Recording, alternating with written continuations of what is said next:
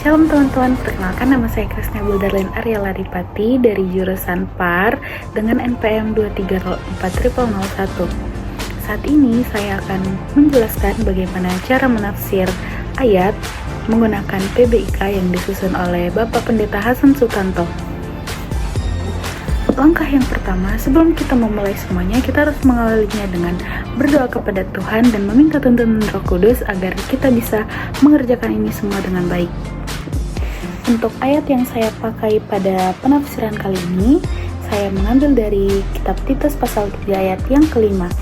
Saya akan membacakannya dalam versi terjemahan baru yang kedua. Pada waktu itu, Dia telah menyelamatkan kita bukan karena perbuatan benar yang telah kita lakukan, tetapi karena rahmat-Nya melalui permandian kelahiran kembali dan melalui pembaruan yang dikerjakan oleh Roh Kudus. Kata yang saya soroti adalah kata rahmat-Nya.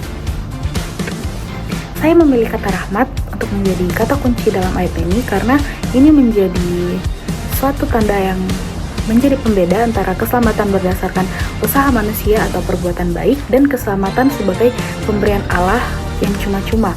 Rahmat adalah dasar utama tindakan penyelamatan Allah dalam kitab Titus pasal 3 ayat yang kelima.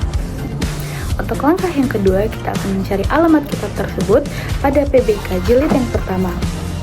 Alamat kitab saya tadi terdapat di Titus 3 ayat 5. Kalau di PBIK terdapat di halaman 1145. Saya akan membacakannya pada kita semua dalam versi PBIK.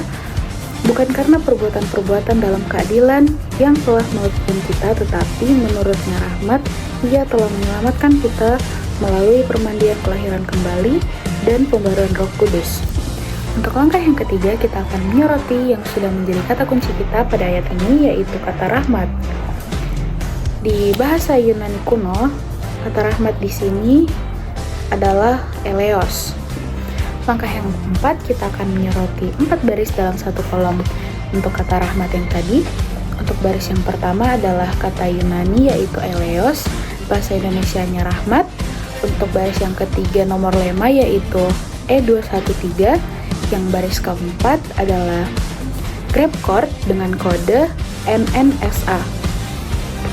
Untuk langkah yang kelima, kita akan mencari nomor lema yang tadi, yaitu E21213 pada PBIK jilid yang kedua atau konkordansi. Cara mencarinya yaitu kita mencari sesuai dengan abjad. Di sini punya saya adalah E213, jadi kita mencarinya di sini. Teman-teman bisa lihat ada abjad dan nomornya. Saya E213 yaitu eleos. Di sini eleos dipakai 27 kali, yaitu belas kasihan juga rahmat. Langkah yang keenam, kita akan mencari kode yang selanjutnya yaitu NNSA. Kita akan mencarinya dalam tablegram chord. N yang pertama yaitu noun artinya kata benda, kata yang menunjukkan orang, tempat, benda atau ide. N yang kedua yaitu neuter berarti netral, tidak tergolong maskulin atau feminin.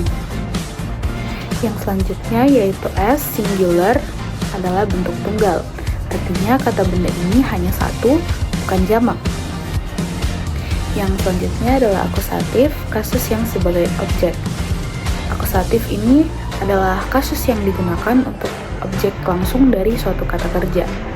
Di sini saya akan menjelaskan sedikit latar belakang dari kitab Titus. Kitab Titus ditulis oleh Rasul Paulus kepada Titus, salah satu anak rohani dan rekan pelayanannya. Titus ditugaskan untuk memimpin dan menata jemaat-jemaat di Kreta, sebuah pulau di Laut Tengah. Surat ini ditulis untuk memberi arahan tentang penunjukan pemimpin jemaat yang benar, menangkal ajaran sesat dan kebiasaan hidup yang tidak sesuai Injil, dan juga menjelaskan hubungan antara doktrin anugerah dan perilaku yang saleh. Kata rahmat di sini menunjukkan inisiatif Allah yang sepenuhnya dalam menyelamatkan manusia yang tidak mampu menyelamatkan dirinya sendiri. Paulus menekankan bahwa keselamatan bukan karena perbuatan baik, tapi karena Allah bertindak berdasarkan belas kasihan Allah, bukan karena kita pantas menerimanya. Rahmat adalah kekristenan.